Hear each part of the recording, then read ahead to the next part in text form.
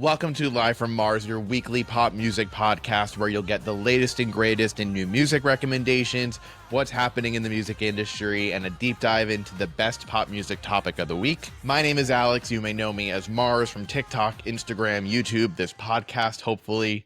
And I've got a great episode prepared for you guys today. It's been a big week in the music industry, so there's a lot to go through. In today's episode, I'm going to be sharing with you guys some of the highlights of this week's New Music Friday, the good and the bad. Unfortunately, there isn't as much great to go through, but there's still new releases nonetheless. Big week for music news. We have Lorde announcing her brand new album, Virgin. We've got the deluxe edition of Selena Gomez and Benny Blanco's album, I Said I Love You First. Charli XCX wraps up her Brat tour in Brooklyn, New York. And our deep dive of the week is Lady Gaga's record-breaking, history-making concert at Copacabana Beach in Brazil. I've got all of the information you need to know. We're going to go deep into the concert, how it compares to her Coachella performance, what she did to make it special for the Brazilian audience, and the impact of the concert on Gaga's streaming numbers. There's clearly a ton to talk through today, but before I get into it, if you're not already following and subscribed to the podcast on your favorite podcast provider, Apple Podcasts, Spotify, if you're watching this video on YouTube, it would mean the world to me if you followed and subscribed to the podcast. That is how we get this to continue growing. That is how we get really cool artists and songwriters and producers to come on here. And if you're feeling extra generous, throw Live from Mars a 5-star rating and review. Again, means the absolute world to me. But without any further ado, let's get into this week's New Music Friday. All right, well, it's another week, which means another New Music Friday playlist for me to go through. I went through this week's New Music Friday playlist, and these are the 3 highlights that you should know about. Leading off the New Music Friday playlist is Ed Sheeran returning with his new single, Old Phone. And this new single has actually been planting seeds for a while now. So in case you missed it, Ed Sheeran announced that his upcoming album is going to be called Play. This album, Play, is going to be the first of 5 albums in this new era for Ed Sheeran.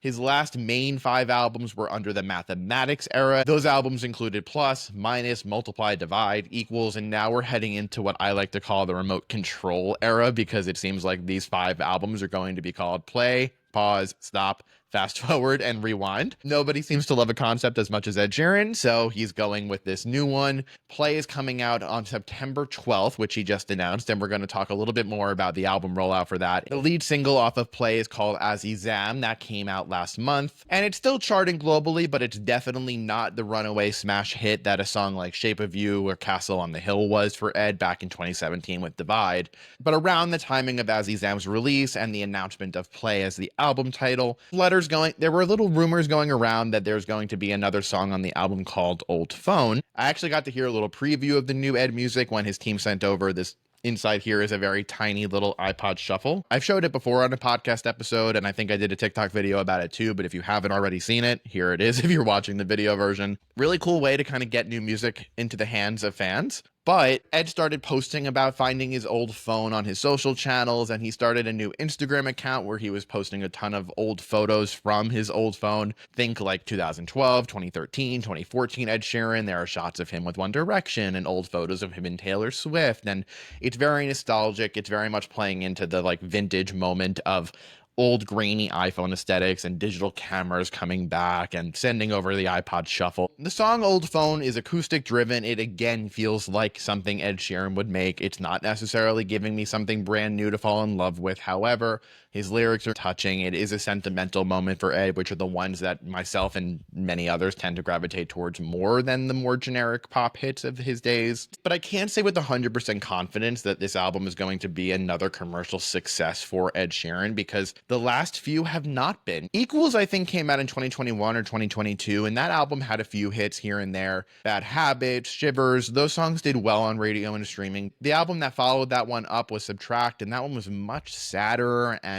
didn't really have any big commercial breakthrough. His side project, Autumn Variations, kind of came and went. So it's a little bit of a weird time to be Ed Sheeran, to be an Ed Sheeran fan, just given how so much of his early work and mid work were all such big, gargantuan commercial moments, that to have Ed Sheeran be putting out music and it not connecting in the way that I think a lot of people expect it to is a little bit jarring. And that actually takes me into the issue that I have with the album rollout, is that the the album Play is announced to be coming out on September 12th. Today is May 5th. So we're talking another 4+ months of promotion for this album that started a month ago when As Exam came out and he did the pop-up in a pub. So it's a very, very long, drawn-out promo campaign, and those may have worked 10 plus 20 years ago, but those don't really work in today's day and age where attention spans are incredibly short and everyone's expecting new music to be coming out so consistently and frequently, where you announce a lead single off a project and the album drops a month later.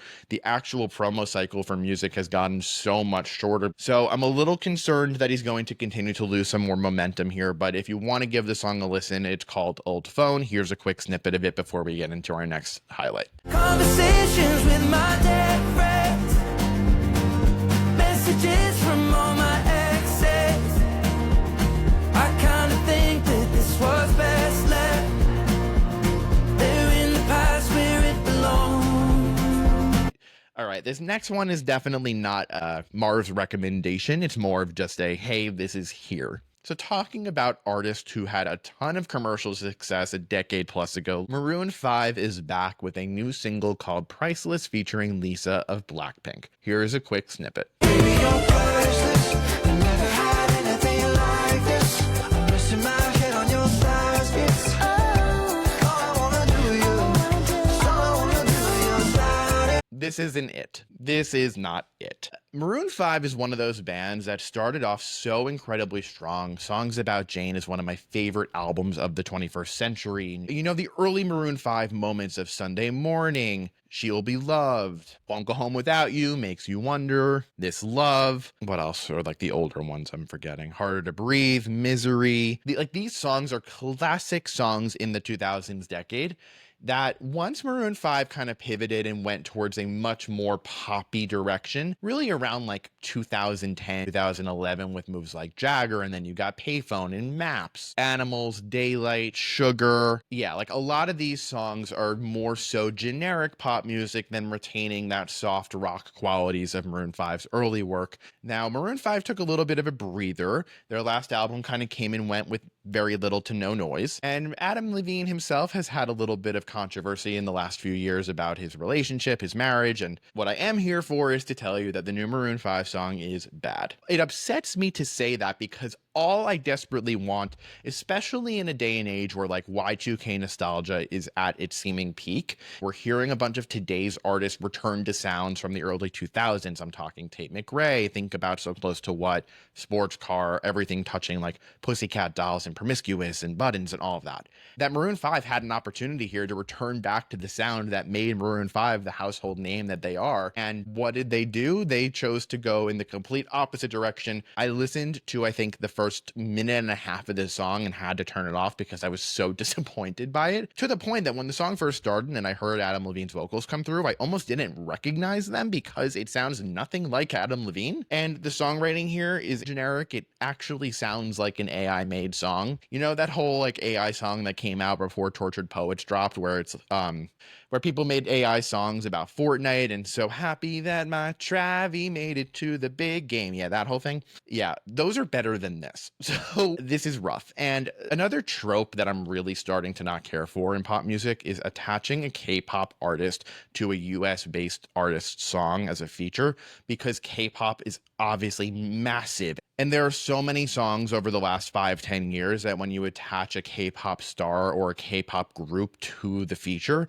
the song absolutely blows up. And that's not going to happen here. So that is Priceless by Maroon 5. And the third song from this week's New Music Friday that I actually really enjoyed is Jorja Smith's new song. It's called The Way I Love You, and you may not be familiar with Jorja Smith yet, but I have a feeling she's going to be taking on a much bigger role in music culture over the next few years. So this is an opportunity to get ahead of an artist who has a really bright future ahead. The way that I was first exposed to Jorja Smith's music is the song Little Things Ex-Gypsy Woman. It's on my workout playlist. I probably listen to it 4 or 5 times a week. It's one of those groovy summer kind of modern EDM moments. And this song is way darker than that one, which I actually really like the change of pace. It's grungier, it's more electronic based. It feels like you were in an underground rave, something that would probably sound really good playing before Charli XCX comes out at a concert is where I'm envisioning this song really coming to life. So I definitely recommend getting ahead of this one. Here's a quick snippet of it and you can decide if you're interested or not. So here we go. I don't wanna be without your love. I don't wanna be without your touch. I don't wanna leave before I tell you I'm the only one that loves you. And those are our new Music Friday highlights for the week, but let's get into what's happening in the music industry right now. So the other night, I actually had the pleasure of attending Charli XCX's show of the Brat tour at Barclays Center in Brooklyn.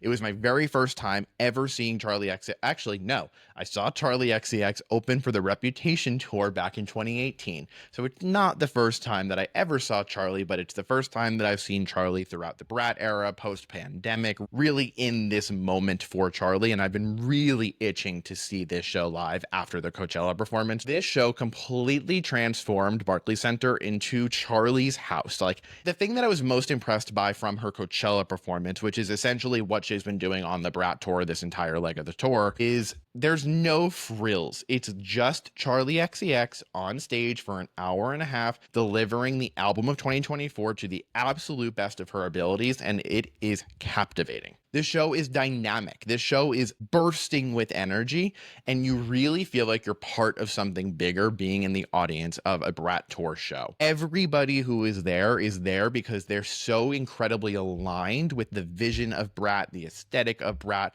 respect Charli as a music marketer, respect Charli as a musician, as a songwriter, her production ear, the way that she is bringing this vision that she had to life over the last year plus is so incredible to see live. I am most impressed by the fact that the only person who is touching that stage is Charli XCX. Obviously, other than like the camera operator, this is a just Charli solo show.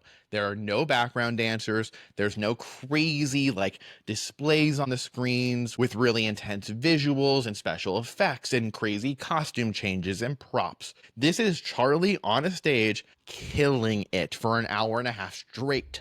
It would feel kind of disingenuous if there were backup dancers and all these crazy props like I said the show doesn't have. It wouldn't feel right if a show like Brat had that. A show like Brat is best performed in the exact way that Charli is delivering it. Something that I also found crazy is that for many moments of the hour and a half long set, Charli is underneath the stage with a camera crew recording her onto the monitors, but she's not even on the stage. And let me tell you, the energy did not falter for a single second when she wasn't actually on stage. And I have never seen something like that before. The connection with the crowd is so tangible. The energy is absolutely alive and erratic and just a fucking blast. It was so much fun to be on the floor for this show. Everyone was screaming the lyrics to these words, dancing, having the best night of their lives, and it felt like Charli really made this place feel like not only a safe space, but also a place where everyone who shares this one thing in common can come together and have the time of their life. If you've been lucky enough to see Charli perform Brat over the last year plus, drop a comment, let me know what your favorite moment of the tour was, and let's get into our next topic. Next up is Selena Gomez and Benny Blanco surprise announcing the release of their deluxe edition of their new album. The original album came out in March, and pretty much since it came out, they've been teasing this major deluxe edition. There was a semi-deluxe edition that came out also in March called I Said I Love You First, ... with a few new songs littered here and there, but the full deluxe edition is called I Said I Love You First, ... and You Said It Back. The deluxe edition includes a remix of Bluest Flame, which is one of the songs that is having a real moment right now. It has a live version of How Does It Feel to Be Forgotten. You're getting a collaboration with Cigarettes After Sex and Glorilla here. So this is offering a good amount in a deluxe packaging. I do wish it kind of came out a little bit later and maybe there was a little bit more added onto it, but that's just me being picky. The standout for me personally is the live version of How Does It Feel to Be Forgotten, because this is one of those songs that when I first listened to the album, I didn't necessarily pay so much attention to, but then I could not get the hook out of my head. The way that Selena's vocals are delivered on this one is incredibly haunting, and it just kept coming back to me, and now it's one of my most played songs, period. And Selena's never been an incredible live vocalist, but it is really nice to have a live version of a song that I just love so much on this album, so Thank you for that one, Selena and Benny. But I wanted to take this opportunity to talk about what's been working for Selena Gomez and Benny on this album rollout so far, and where there may be opportunity to improve in the future. So what's working right now for Selena and Benny more than anything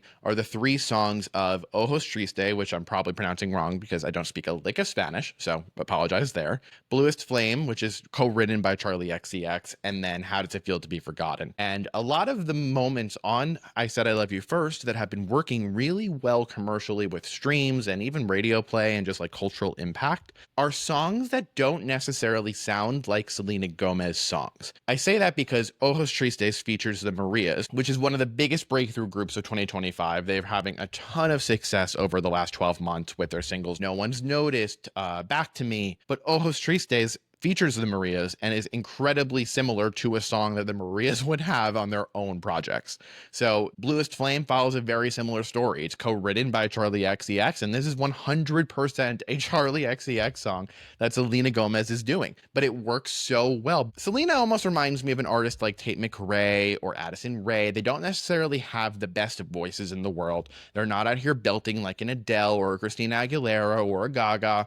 They don't have the clearest cut artistic vision, but their voices are almost chameleon-like because they can adapt to a bunch of different production styles. And that's clearer than anything on I Said I Love You First. How Does It Feel to Be Forgotten very much feels like a Lana Del Rey song that Selena Gomez is doing. And none of this is attacking Selena as a musician. She's one of my favorite artists. Selena knows how to make a killer pop song because she knows what kind of music best suits her vocal range. It's just ironic to me that the songs that the general public gravitates towards are songs that aren't necessarily screaming Selena Gomez songs like Hands to Myself or Good For You did, but these are just more so in the style and actually feature work from the artist who is directly inspiring the song. So that's a good thing right now because it's leading to commercial success and potential Song of the Summer success for Ojos Tristes Bluest Flame. But the potential issue that I can see coming for Selena in the future is, again, who is Selena Gomez as an artist? But the deluxe edition is out. Let me know what your favorite new song is, and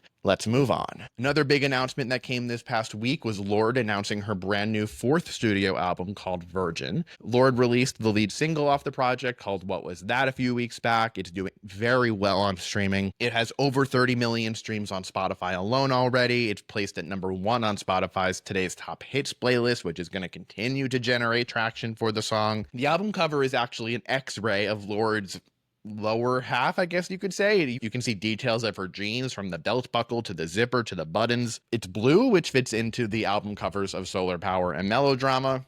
Now, Lorde has been doing a little bit of press for the album and put out a statement as to what the album is going to be. She quotes it as a raw, primal, innocent, elegant, open-hearted, spiritual product. And she was very much inspired by Charli XCX, her work on Charli's Brat remix of Girl So Confusing. The vibe I'm getting from this new project so far is clarity and transparency. You're literally getting that from the album cover in the form of an X-ray. There is no bullshit in an X-ray. The language Lorde's using to describe the project makes it seem like this was a true awakening for her and kind of cutting out the noise and really tapping into the anxieties and struggles that she's been dealing with over the last few years. I expect there to be a bunch of very vulnerable songwriting on this one. I wish it was coming sooner, but we're just gonna have to wait and see what else we're gonna get as we wait for June 27th. And that is our music news rundown for the week. Let's get into everything and anything Lady Gaga Copacabana, because this is just absolutely insane what happened this past weekend. All right, so Lady Gaga performed her new Mayhem show that she debuted at Coachella early last month, live from Copacabana Beach in Rio de Janeiro, Brazil. This show was free for the public, which makes a ton of sense where there were 2.5 million people in attendance at this show. This was a record-breaking, history-making performance for Lady Gaga, with this now becoming the biggest female concert of all time. It also, I believe, is the 4th most attended concert ever. This is beating out Madonna's record-breaking show. This beats out performances from Queen and the Rolling Stones. This was a huge moment. So in case you didn't catch Coachella or the Copacabana performance or the other promotional shows that Gaga has been doing over the last few weeks, this show debuted at Coachella and is essentially Gaga approaching the topic of mayhem through her inner struggles and the concept of duality and utter chaos, bridging together her past and current selves into one killer show. The show is directed by Gaga herself and choreographer Paris Gobel, broken into 5 different acts, with each one having a corresponding name and vision with it.